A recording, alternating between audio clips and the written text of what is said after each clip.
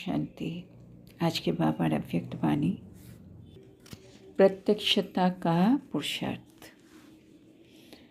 তো বাবা আমাদেরকে বোঝাচ্ছিলেন কি আমরা হলাম শ্রেষ্ঠ আত্মা, পদ্মাপদম ভাগ্যশালী আত্মা।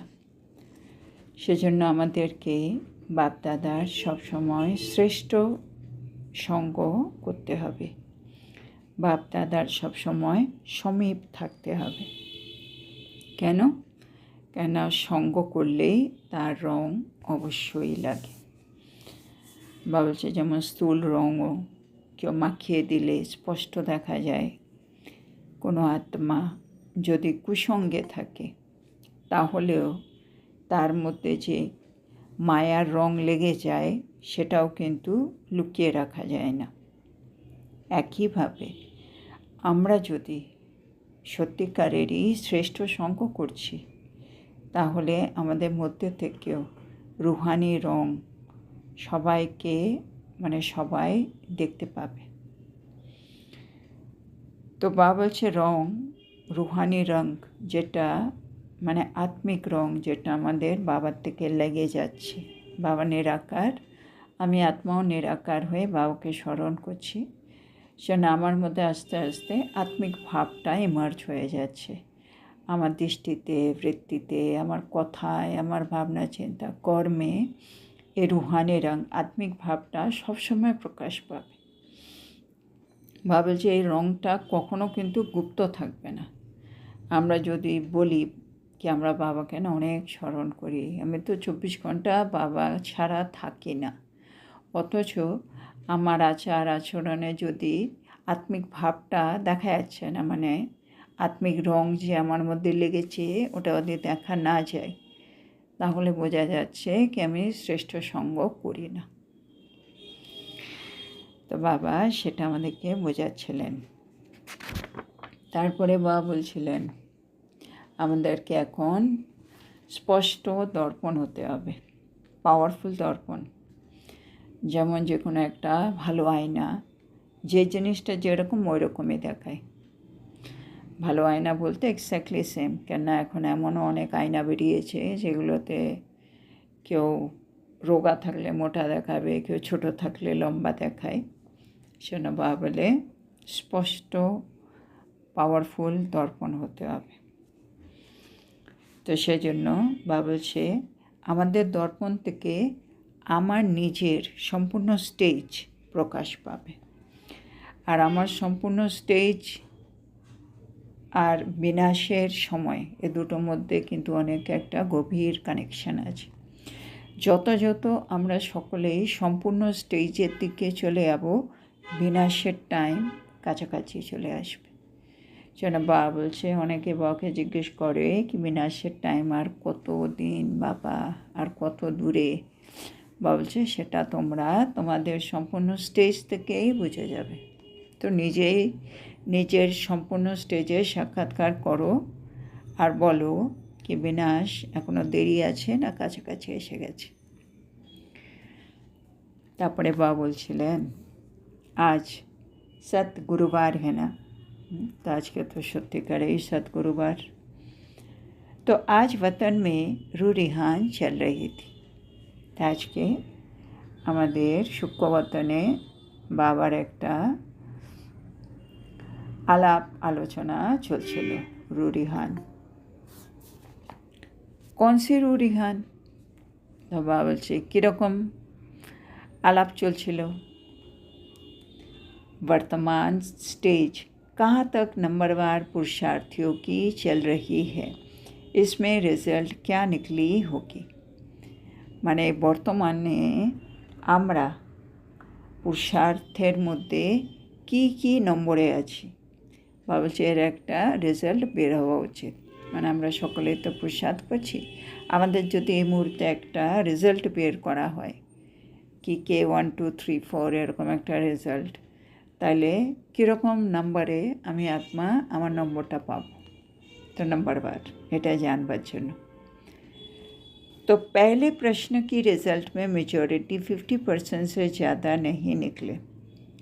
তো বাবা এর আগের মূল্যতে একটা প্রশ্ন দিয়েছিলেন, মানে যেগুলো বাবা হোমওয়ার্কের জন্য দেন, সেটা বাবা বলছে সেই প্রশ্নের ভিত্তিতে আমি যদি রেজাল্ট দেখি এখন দেখা যাবে মেজরিটি ম্যাক্সিমাম 50% থেকে বেশি পাইনি। वो पहला प्रश्न कौन सा? তো এই প্রথম প্রশ্ন মানে যে আমাদের আমরা 50% পাচ্ছি ওই প্রশ্নটা কি?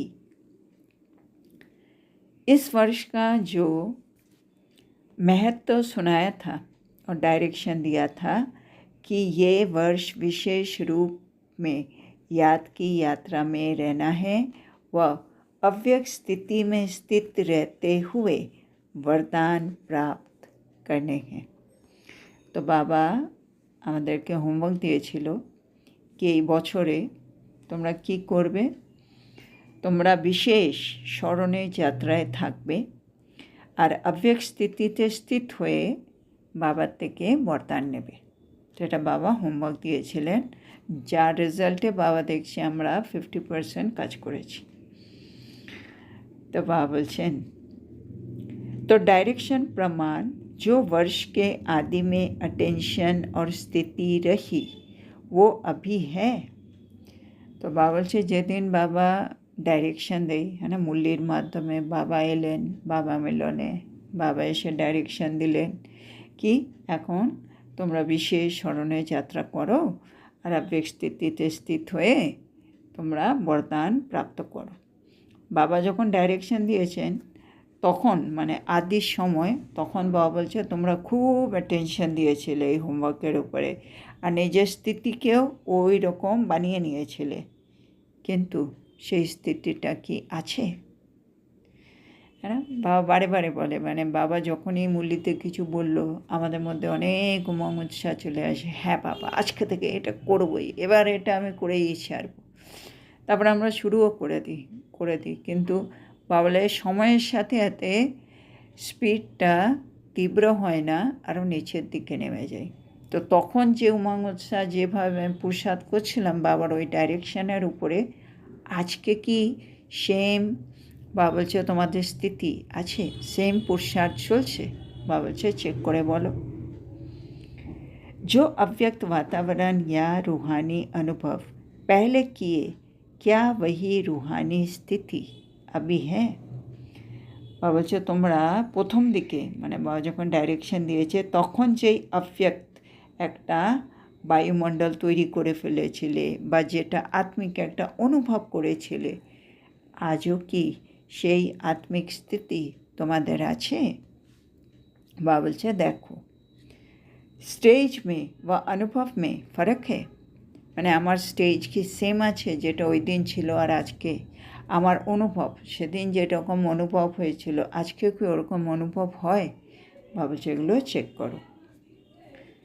जैसे सभी सेवा केंद्र का आकर्षणमय वातावरण जो आप सभी को भी आकर्षण करता है, वही क्या सर्विस करते हुए नहीं बन सकता है? বাবা বলছে যেমন আমরা সকলে সেবা কেন্দ্রতে যখন যাই মানে বাবার ঘরে সেন্টারে, তখন আমাদের খুব সেবা করতে ইচ্ছে করে, হ্যাঁ না? সেখানের আকর্ষণময় বাতাবরণ বায়ুমণ্ডলটা থাকে যেটা সবাইকে আকর্ষিত করে। বা বলছে সেটা তোমরা অন্য জায়গায় যখন আমরা সেবা করি সেই স্থিতিটা কি তোমরা বানিয়ে রাখতে পারো না? इस प्रश्न के रिजल्ट में सुनाया कि 50% भी रिजल्ट नहीं हुई थी। মানে বাবা যখন ডাইরেকশন দিলেন বাবার ঘরেও যখন আছি তখন আমাদের মধ্যে যে উমং উৎসাহ থাকে সময়ের সাথে সাথে উমং উৎসাহটা কমে গেছে। বাবার ঘরে যেরকম উমং উৎসাহ নিয়ে আমরা তবুও সেবা করি, অন্য জায়গায় আমাদের জন্য তো 24 ঘন্টা যেখানে আছি সেটাই সেবা। আমরা যে বাড়িতে আছি লৌকিক ঘর, সেটাও বাবা বলছে আমাদের সেবাস্থান, বাবা ওখানে আমাকে ট্রাস্টি হিসেবে রেখেছে, তো সেটাও সেবাস্থান, কিন্তু ওই উমং উৎসাহ দিয়ে এখানের সেবাগুলো আমি করি না। সেজন্য বাবা বলছে তোমাদের রেজাল্ট 50% দেখেছি আমি। दूसरे प्रश्न में रिजल्ट 60% ठीक थी। বাবা বলছে দ্বিতীয় প্রশ্ন আরেকটা তোমাদের দিয়েছিলাম, তার রেজাল্টে দেখলাম তোমরা 60% পেয়েছো। वो कौन सा प्रश्न था, ওটা কি প্রশ্ন ছিল? सर्विस की रिजल्ट भी व उमंग उत्साह में रिजल्ट बहुत अच्छी थी। বা বলছে তোমরা যে সার্ভিস করেছো, সেবা করেছো, তার যখন আমি রেজাল্ট দেখলাম, তার মধ্যে যে উৎসাহ উদ্দীপনা দেখলাম, তার মধ্যে দেখা যাচ্ছে রেজাল্ট অনেকটা ভালো আছে। লেকিন বাবা কি কম দেখেছেন, লেকিন ব্যালেন্স কাহা হ্যায়। বাবা দেখছে আমরা, বাবা বলে না সেবা আর স্বস্থিতি দুটোই সেম থাকতে হবে, তো বাবা বলছে ওই ব্যালেন্সটা বাবা দেখতে পাচ্ছে না। अगर बैलेंस ठीक रखो तो बहुत शीघ्र ही मास्टर सक्सेसफुल होकर अपनी प्रजा और भक्तों को ब्लिस देकर इस दुख की दुनिया से पार कर सकेंगे। বাবা বলছেন তোমরা যদি ব্যালেন্সটা ঠিক রাখো, বা ব্যালেন্স বলতে বলে যখনই আমি কোনো সেবা করছি, সেবার আগে স্বস্থিতিটাকে আগে তৈরি করবে, তারপরে সেবা করবে। হ্যাঁ না, সেবা মানে মনসা বাচা কর্মনা। ভাবলে তিনটে দিক থেকেই যখন তুমি যে কোনো একটা সেবা করবে, তাহলে তোমার একেবারে শ্রেষ্ঠ কর্ম হয়ে যাবে, আর একেবারে ম্যাক্সিমাম নম্বর তুমি পেয়ে যাবে, যত পাওয়া উচিত। কেননা মনসাতেও নম্বর আছে, বাচ্চাতেও নম্বর আছে, কর্মেও নম্বর আছে। আমি যখন সেবা করছি সেখানে কিছু কর্মনা সেবাও হবে, সেখানে আমি কারোর সাথে কথা বলবো, তো আমার বাচ্চা সেবাও হয়ে যাবে, আর মন তো 24 ঘন্টা ভাবছে, তো মনসা সেবাও হয়ে যাবে। সেজন্য তিনটেকেই একরকম রেখে স্বস্থিতিটা ঠিক করে এবার তুমি যে কোনো কাজ করো বা সেবা করো, তাহলে হলো কি তুমি ব্যালেন্স করেছো। তো বাবা বলছে যদি তোমরা ব্যালেন্স রেখে যদি সেবা করো, তাহলে বাবা বলছে তোমরা অতি শীঘ্রই মাস্টার সাকসেসফুল হয়ে যাবে, মানে সফলতামূলক আত্মা তোমরা এমনিই হয়ে যাবে। আর হয়ে কি করবে, তোমরা তোমাদের যে প্রজা তৈরি হচ্ছে, তোমাদের যে ভক্ত তৈরি হচ্ছে, তাদেরকে তোমরা ব্লিস করবে, মানে তাদেরকে আনন্দ বা খুশি বা সুখ এগুলো আমরা দিয়ে তাদেরকে দুঃখের দুনিয়ার উদ্দে নিয়ে চলে যাব।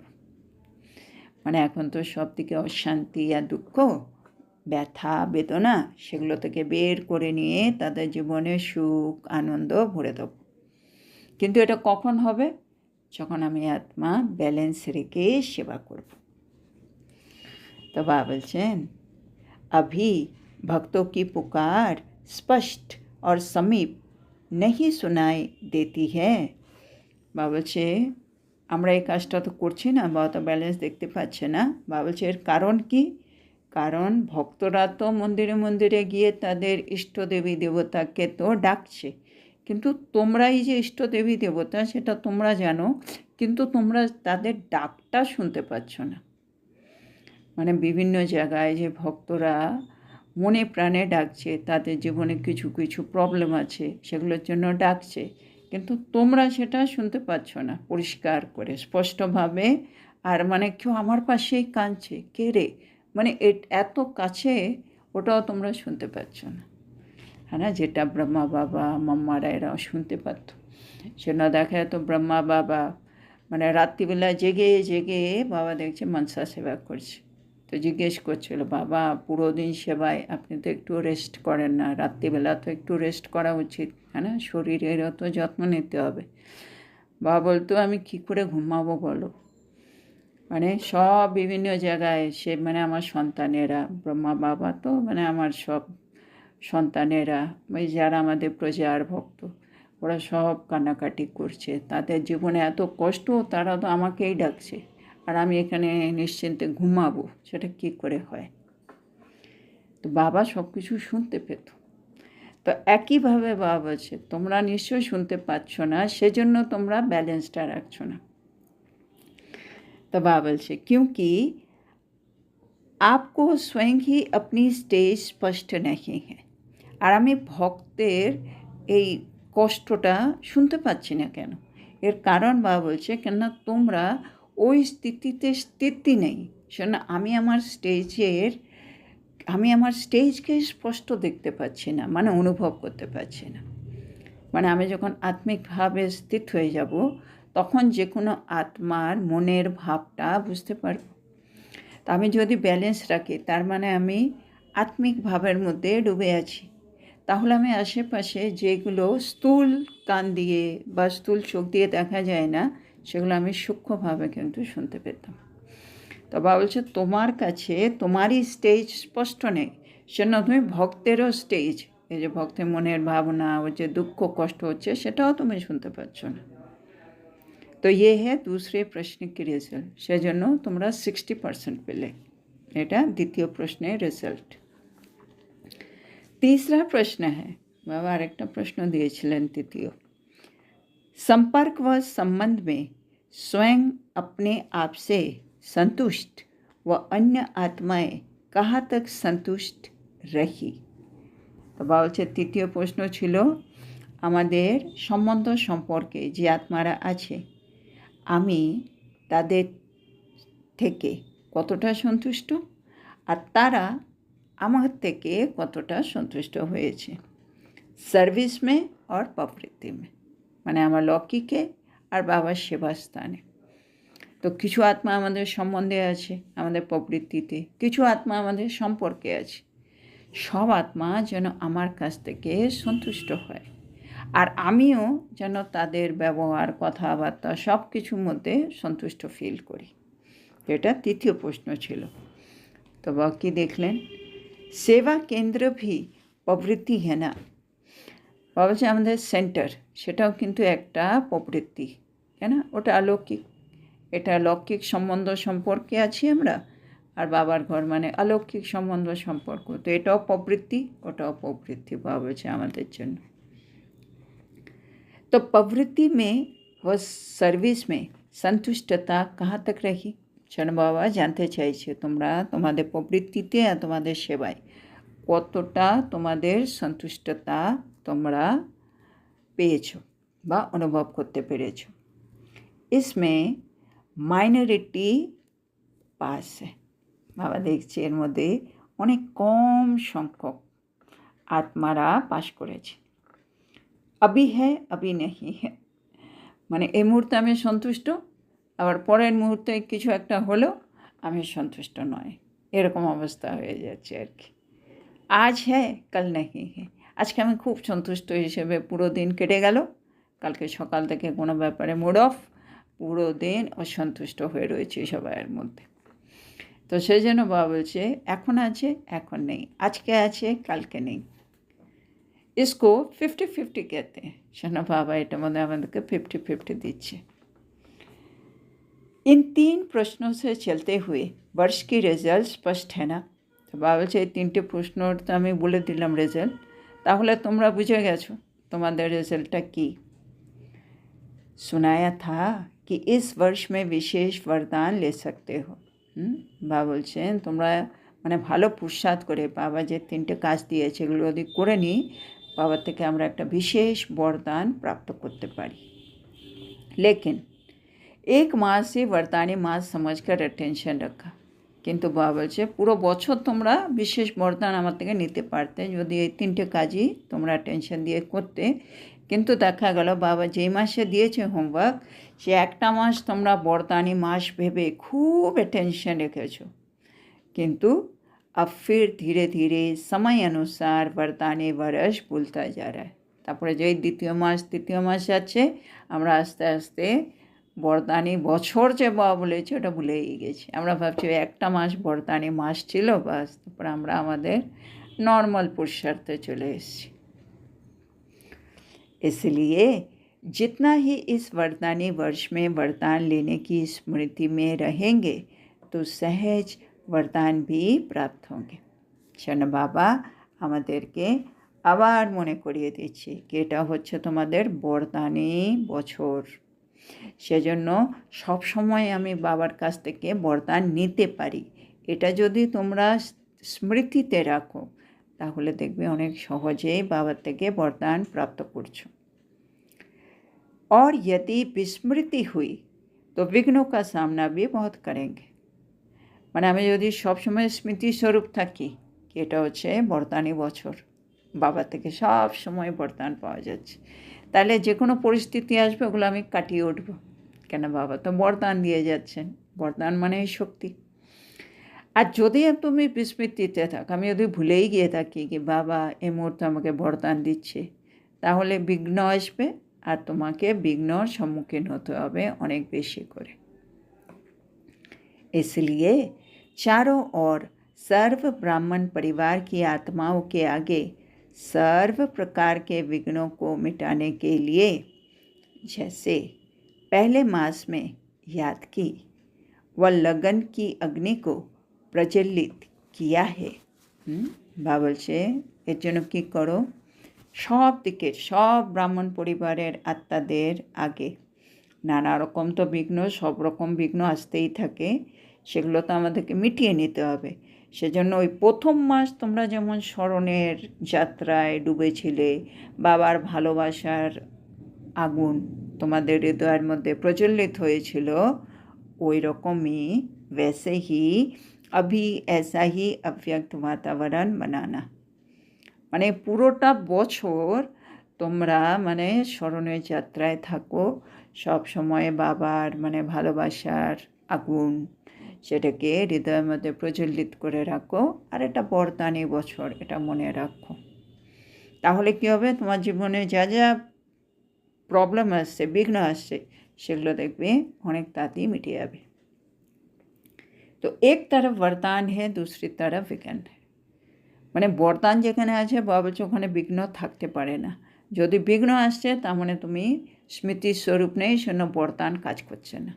তো একদিকে বরদান, অন্যদিকে বিঘ্ন, दोनों का एक दूसरे के साथ संबंध है।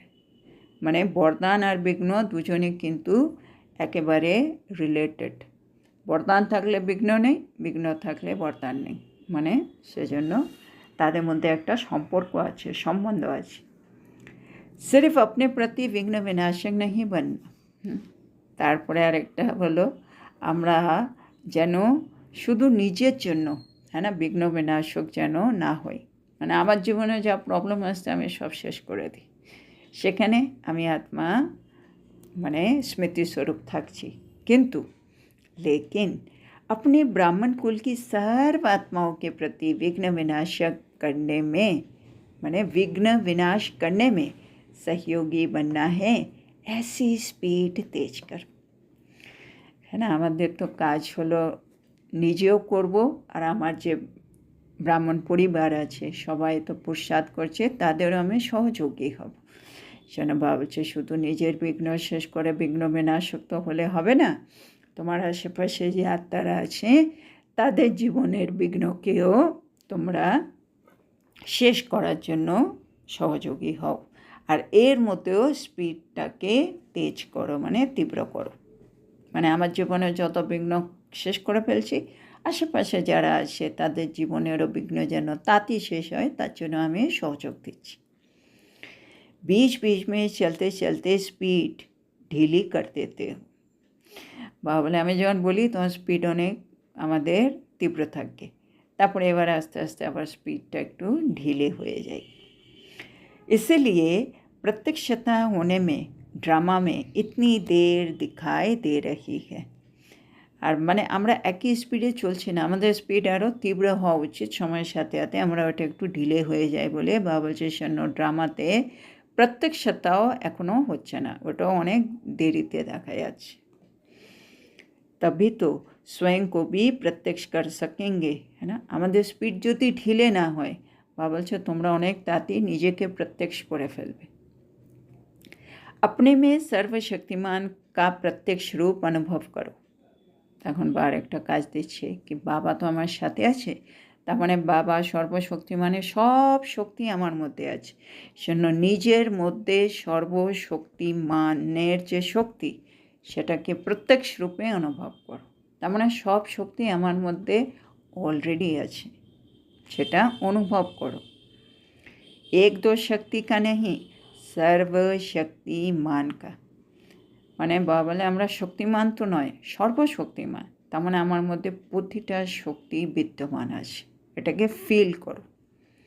मास्टर सर्वशक्तिमान हो, न कि 2-4 शक्तिवान की संतान हो। তোমরা মাস্টার সর্বশক্তিমান, মানে সব শক্তির মালিক। এমন নয় কি তোমার 2-4টে সন্তান আছে, মানে শক্তির সন্তান হিসেবে আছে আর বাকি শক্তিগুলো নেই, এরকম নয় তো। সর্বশক্তিমান কো প্রত্যক্ষ করো, হ্যাঁ না? তো আমাদেরকে এখন বাবা বলছে নিজের মধ্যে সব শক্তিকে অনুভব করো, নিজে আমি যে সর্বশক্তিমান সেটাকে প্রত্যক্ষ করো। আচ্ছা, master blissful, master knowledgeful, master successful, सर्वश्रेष्ठ, सदा रूहानी संग के रंग में रहने वाले विशेष आत्माओं को याद, प्यार और नमस्ते।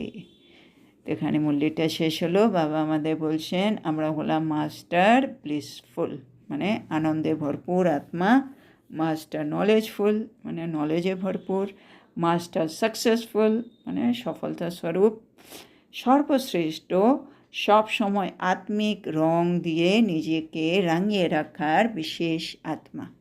আমাদেরকে বাবা স্মরণ, ভালোবাসা, নমস্কার জানাচ্ছি। তো এখানে আজকে এই মূল্যটা কমপ্লিট হলো। তো বাবা আজকে আমাদেরকে 3টে প্রশ্নের মাধ্যমে হোমওয়ার্ক দিয়েই দিয়েছেন कि सब समय निरंतर स्मरणे यात्राয় থাকতে হবে আর সব সময় अव्यक्त वातावरण এটাকে বানিয়ে রাখতে হবে আর ব্যালেন্স রাখতে হবে, তাহলেই সফলতা স্বরূপ হব। আর সম্বন্ধ সম্পর্কে আমিও সন্তুষ্ট থাকব আর অন্যদেরও সন্তুষ্ট করব। আর বাবা বলছে এই বছরটা হচ্ছে তোমাদের বরদানি বছর, তো সেটা মনে রেখে সবসময় স্মৃতিস্বরূপ থাকো। এটা যদি স্মৃতিস্বরূপ থাকো তোমাদের জীবনে বিঘ্ন থাকবে না, আর যদি বিস্মৃতি হয় বিঘ্ন চলে আসবে। তো নিজের দিক থেকে বিঘ্ন বিনাশক হও আর আশেপাশে যে আত্মা আছে তাদেরও বিঘ্নকে বিনাশ করে তাদেরও সহযোগী হও। আর স্পিডটাকে এবার আস্তে আস্তে তীব্র করতে হবে, ওটার মধ্যে ঢিলেমি আর চলবে না। তার জন্য সর্বশক্তি নিজের মধ্যে অনুভব করো, 2-4টে শক্তি নয়। তো আজকের এত সুন্দর শিক্ষার জন্য আমরা আমাদের প্রিয় শিব বাবাকে বলবো ধন্যবাদ বাবা, ধন্যবাদ। ওম শান্তি।